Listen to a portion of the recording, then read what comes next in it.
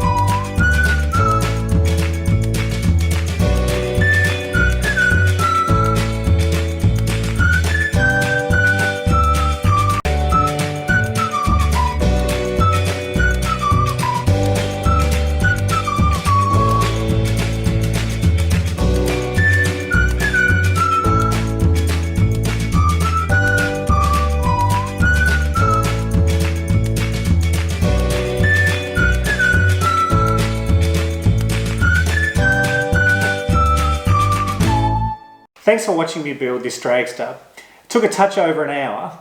Now this is a 2-in-1 build set, so it can be rebuilt as a hot rod, although I think that this looks heaps better out of the two. It's 32 centimetres long, 10 centimetres wide, obviously the highest part, and 12 centimetres high. I've had a couple of sneaky goes to see how far this would go as it's a pullback. It does raise the front wheels and travels around about 10 metres, actually with a reasonable amount of speed. I was a little bit afraid it might smash into something.